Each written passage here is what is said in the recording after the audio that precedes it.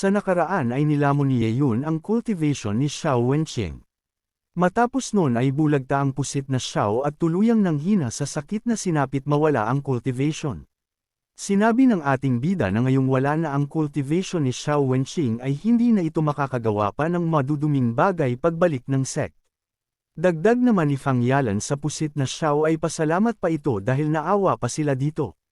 Pero napatingin siya sa ating bida dahil sa ginawa nito kay Xiao Wenqing.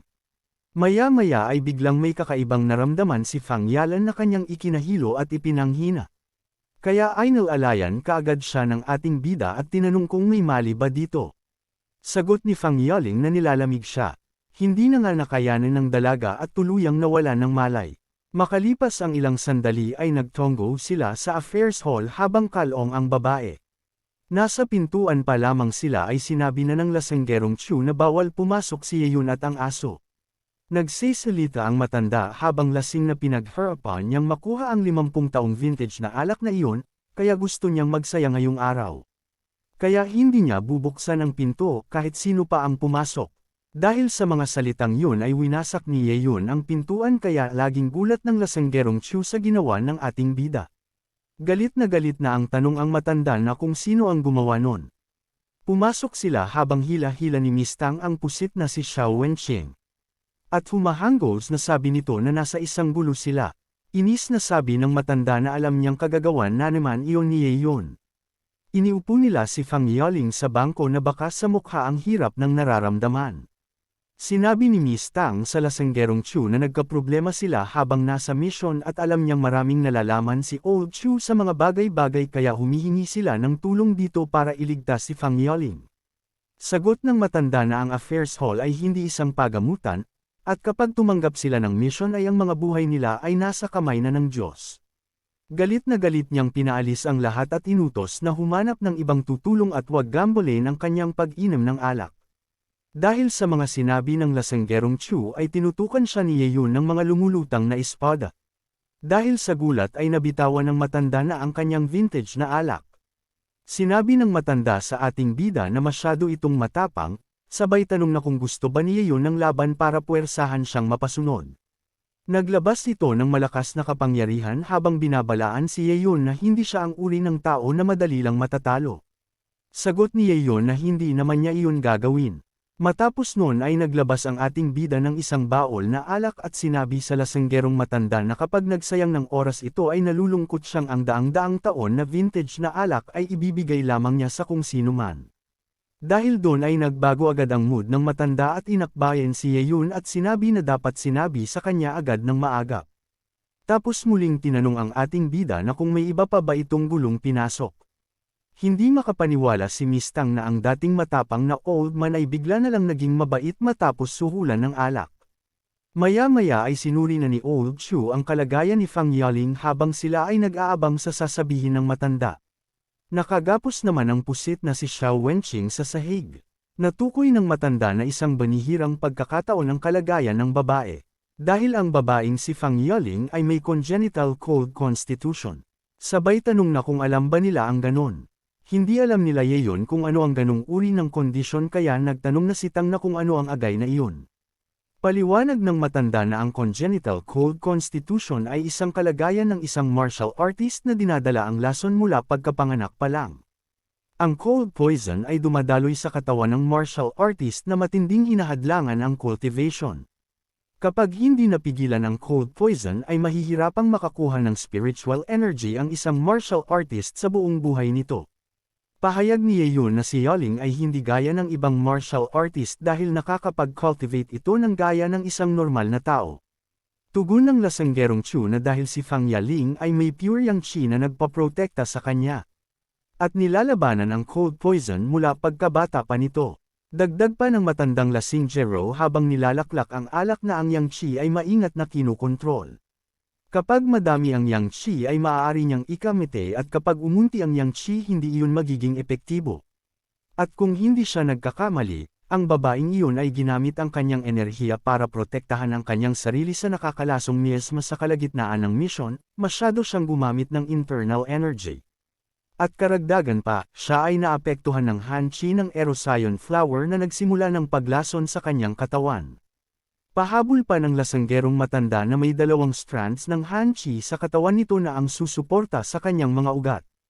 At kapag hindi ito nagamot agad ay natatakot siyang hindi na ito umabot ng 3 araw.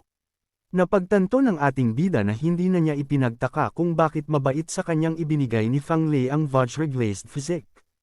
At sinabi na hindi maaaring mag-cultivate noon si Fang Yaling.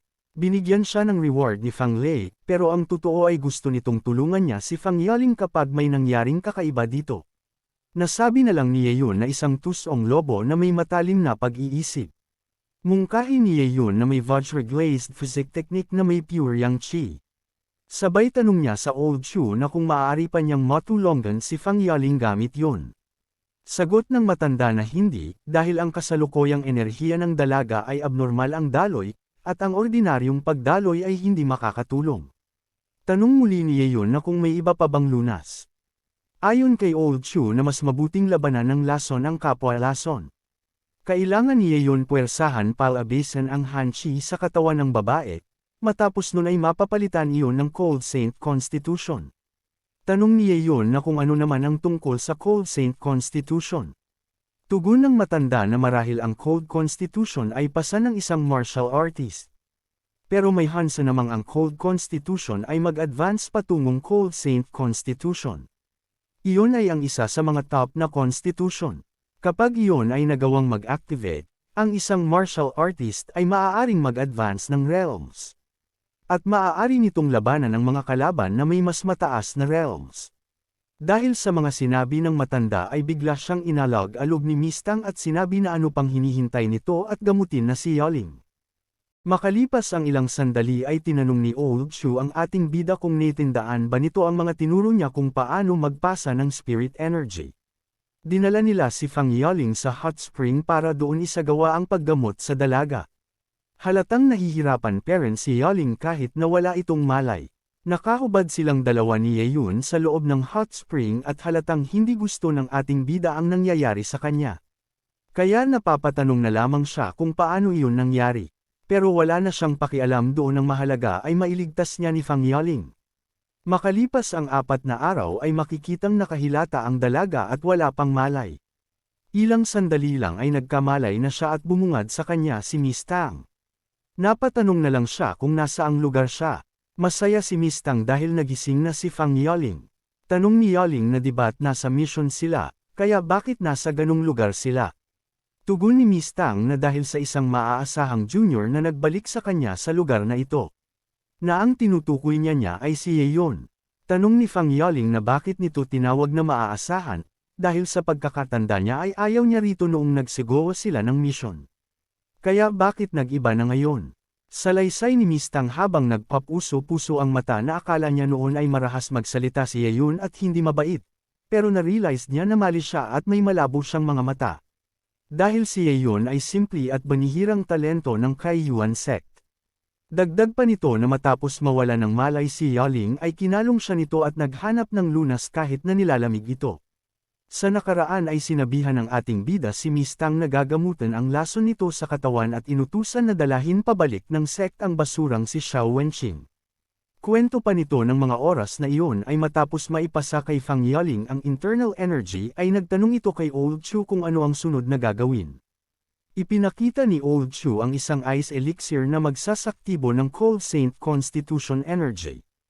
Kapag nainom iyon ng dalaga ay manunumbalik ang lakas nito sa loob ng 7 araw.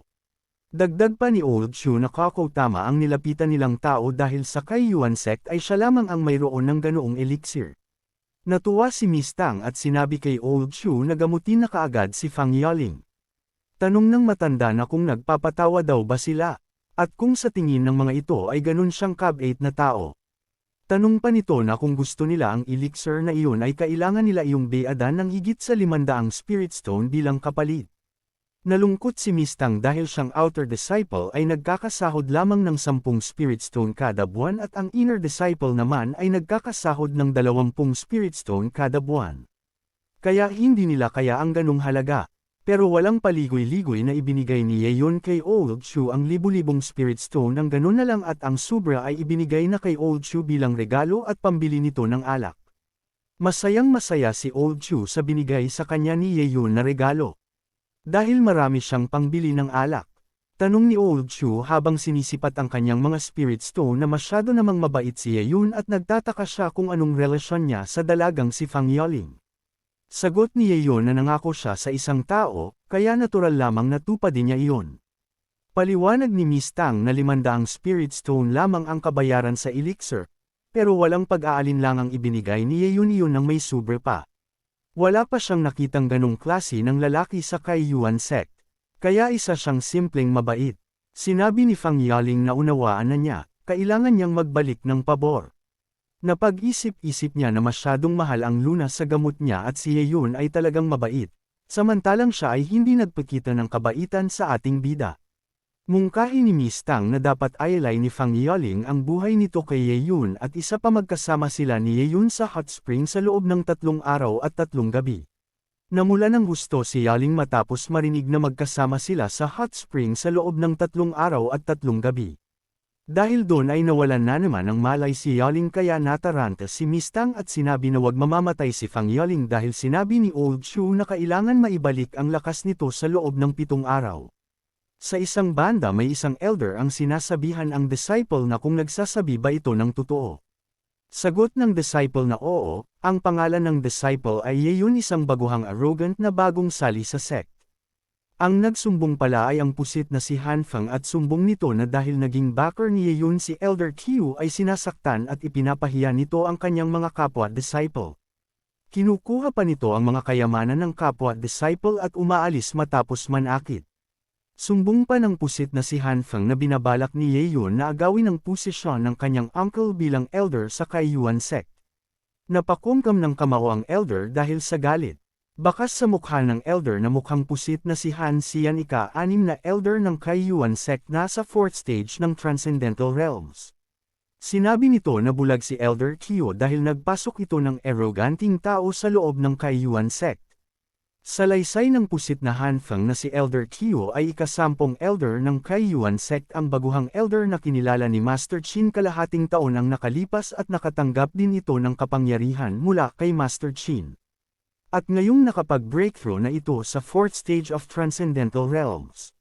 Sagot ni Elder Han Xian na kaya nakuha ni Elder Qiu ang loob ni Master Qin ay dahil iniligtas nito ang anak ni Master Qin na si Qin Yao. Siya ay ang bagong promote na elder na walang tiyak na posisyon.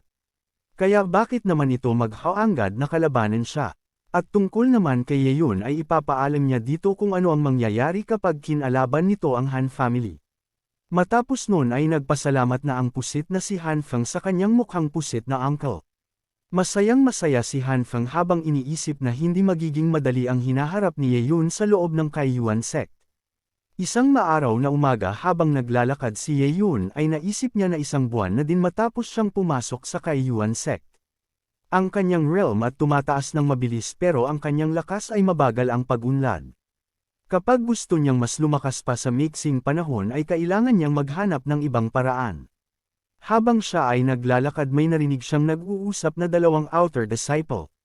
Sinabi ng isa na may narinig siya na sa gladiatorial arena ay may nanalo ng 4 na sunod ngayong araw. Sagot ng isa na sino naman iyon, sabay akit na tingnan nila kung sino iyon. Naalala ni Yeyun na ang gladiatorial arena ay isang bukas at patas na lugar para sa isang match. Bago magsimula ang laban ay ang mga outer disciple ay magbibigay ng kanilang pastang spirit stone, elixir at weapon. At isang magandang lugar iyon para makakuha ng spirit stone. Nagpasya siyang puntahan ng lugar na iyon para makasigurado. Kaya mabilis siyang nawala ng parang bula patungo sa lugar na iyon. Rinig ang nakabibinging sigawan sa loob ng Kaiyuan Sector Gladiator Arena, habang nagaganap ang laban sa pagitan ng 2 malakas na magkatunggali. Halata namang nasisiyahan ang mga manunood dahil malapit nang manalo ang isang lalaki, sa gitna ng tagisan ng kanilang lakas. Matapos sunod-sunod na atakehin armat amba ang isang lalaki, kasabay ng pagtutok ng espada saad ng isa na sa wakas ay nag-api na niya ang kalaban. Napamura naman si Li Chanba na nasa 4th stage Grandmaster Realm, dahil napapaisip kung paano siya natalo gayong magkapareho lang sila ng level. Nagsimula naman ang bulungan ng mga manunood tungkol kay Hu Wei na malapit nang makamit ang ika-5 pagkapanalo, halata din nila ang nakakatakot na itsura ng lalaking handang pumatay sa gitna ng laban. Saad pa ng isa sa manunood na base sa kanyang marinig isang assassin si Hu Wei, at ginagawa niya ito para sa kanyang kapatid na may malubhang sakit. Ngunit matapos na maraming makaaway sa martial world, walang pagpipilian si Hu Wei kundi ang pumunta sa Kaiyun sect. Sagot naman ng isa na hindi na nakakapagtaka ang walang takot nito sa kamatayan, dahil sa labis nitong pagkadesperado. Sa kabilang gilid seryusong nanunood naman sa laban ang ating bida, habang may pagtatanong kung ito ba ang lalaking pinag-uusapan. Agad winaydro ni Hu Wei ang kanyang espada mula sa leeg ni Chanba, kasabay ang pagbibigay ng pagkakataon ditong umalis at lisanin ang arena. Ngunit hindi niya inaasahan na isang pagkakamali ang ginawa niya, dahil matapos bigyan ng pagkakataon malademonyong napangisi si Chanba. Kasunod nito ang malakas na atake at pagpapakawalan ng armas, kaya't napaigtad na lang sa sakit at gulat si Hu Wei. Galit pa siyang napalingon sa traidor na lalaki habang papasugod nitong Saad, na hanggat hindi inaamin ng isa ang kanyang pagkatalo ay hindi pa natatapos ang laban. Sinabi pa ni Chanba na ang panlilinlang ang isa sa pinakamagandang kaibigan ng isang fighter. Ramdam naman ni Hu Wei na masama ang kanyang pinsala matapos tamaan ng nakalalasong armas. Hindi pa man nakakatayo si Hu Wei ay agad na siyang inundayan ng suntok, ng traidor na si Chanba pang asar pa nito na ipakita no Hu Wei ang kanyang pagka-arrogant. Nang hindi magawang umimik ng kaawa-awang si Hu Wei sarkastikong tanong pa ni Chanba kung natatakot na ba ito, utos pa niya na aminin na ng mahinang si Hu Wei ang kanyang pagkatalo. Napapamura naman ang mga manunood dahil sa nabaliktad na ang kinahantungan ng laban, at hindi nila matagalan ang ginagawang pambubugbog ni Chanba kay Hu Wei. Ngunit wala silang magawa kundi pikit matang panoodin kung paano tumilapon sa sahig ang hinahangaan nilang fighter. Malademonyong nakangisi pa si Chanba na sinabing kung hindi na kaya ni Hu Wei na magsalita, gamulong na lang ito papababa ng stage upang hindi naabutin pa ng kamatayan. Nagtatawa pang pinakawala ni Chanba ang nakalalasong armas sa ere, ngunit natigilan siya nang maramdaman ang pagkapit ng malamig na kamay sa kanyang balikat, sama ibinalik pa si Pangiyean sa kanyang ang papasugod sanang mga armas kay Hu Wei. Malakas na tumilapon naman ang traidor na lalaki habang nakahawak pa sa dibdib at dama ang sakit ng kanyang katawan, ngunit nagawa pa nitong itanong kung sino ang lalaking umatake sa kanya. Nakangiting Saad ni Yean na siya na ang lalaban kay Chanba, kaya't tanong niya sa pinuno kung ano ang dapat gawin upang magkaharap sila sa arena. Tanong naman ng pinuno kung kaya pa ni Hu Wei na lumaban. Sagot naman nitong sumusuko na siya kasabay ang pag-angat ng kanang kamay. Dahil doon Saad ng pinuno na kailangang tapatan ni Yean ang Spirit Stones na meron si Chanba, na kasalukuyang nasa 160 at kapag siya ang nanalo maaari na niyang makuha ang lahat ng Spirit Stones na ito. Kasabay ng pagbangon Saad ni Chanba na narinig na niya ang tungkol sa ating bida, ngunit mungkahi niyang huwag na nitong tangkain pangkalabanan siya dahil mauubos lang ang lahat niyang pag-aari kabilang na ang kanyang salwol. Bahagyang lumingon naman sa kanyang si Yean sa kautos na aminin na agad no Chanba ang pagkatalo, dahil oras na magsimula ang laban ay hindi na ito magkakaroon pa ng tayensa. Malakas na nagsigawan naman ang mga manunood habang nahahati ang kanilang suporta sa dalawang fighter sa stage ng arena. Agara namang inihagis ni Yean ang 160 Spirit Stones upang tapatan ang nakataya ni Chanba, saad pa niya sa pinuno na bilasan ang proseso dahil nagmamadali siya. Mayabang na saad ni Chanba na paano siyang nasa 4th stage Grandmaster Realm, ay tatapatan ng isang lalaking nasa 2nd stage pa lang ang skills. Dagdag pa niya na para nitong pinagsalpok ang itlog at bato laban sa isa't isa, saka mabilis na sumugod papaatake sa ating bida. Iginiya naman paunahan ni Yean ang espada, saka itinanong kung sino sa kanilang dalawa ang itlog at bato. Hindi pa man nakakalapit ang pinakawalang armas ni Chanba sa pamamagitan ng tenfold attack speed, animoy kidlat na pinahagangan ng ating bida ng kanyang espada ang mayabang na lalaki. Napangiwit na lang si Chanba at bahagyang napalingon dahil sa bilis na di kapanipaniwalang taglay ni Yean. Kasabay ng pagbalik ng espada sa kaluban Saad pa ni Yean na kailangan munang magbanggaan ng itlog at bato, upang malaman kung sino sa kanila ang tumatayo bilang malakas na karakter. Natigilan naman si Chanba sa kanya naramdaman ang hiwa ng espada sa kanyang mukha, dala ng sadyang pagpapahaging dito ni Yean. Tanong ni Taiban kung bakit kahit na lamang siya ng 2% sa realm stage, ay nahihirapan siyang talungin si Yean. Mula sa grupo ng manunood nakatanaw naman at masuring pinagmamasdan din ni Huwei ang mga kaganapan. Pinalabas naman ni Chanba ang kanyang malakas na aura dahil nakaramdam na ng inisa aniyay pasaway nating bida, saka malakas na inihagis ang kanyang lumilipad na armas at pagbabantang paparating na ang kamatayan ni Yeon. Baliwala namang sinalag ng ating bida ang papalapit na armas gamit ang isang kamay, saad pa niya na huwag masyadong taasan ni Chanba ang tingin sa sarili. Matapos bitawan ang malakas na atake bigla na lang nakaramdam ng kakaiba si Chanba, dahil kahit anong parte ng kanyang katawan ay hindi niya magawang maigalaw. Isa itong spiritual energy na nagbibigay sa kanya ng presyon, na talaga namang nakakapangilabot para sa kanya. Bukod dito hindi din niya namalayan ang paggalaw ng espada kanina sa bilis ng atakeng iyon. Batid ni Chanba na maaari niyang ikamite ang hindi pagsukol laban kay Yeon, kaya't mabilis niyang binanggit ang kanyang buong pusong pagtanggap ng pagkatalo. Ngunit bago pa matapos ang salitang bibitawan agad siyang binigwasan ni Yeon sa noo, kaya't napasukan na lang ng dugo at napaluhod ang kanina lang matapang na lalaki. Saad pa ni Yeon kay Chanba na sinabi na niya kaninang hindi na ito muling magkakaroon ng pagkakataong sumuko. Pagkasabi niyon malakas na buwelo ang ginawa ni Yeon, saka sinuntok ang mukha ni Chanba kaya't bumaon ito sa lupa kasabay ng pagkawasak ng buong arena. Malakas na pagsabog ang naganap sa stage kaya't binalot ng makapal na usok ang buong paligid.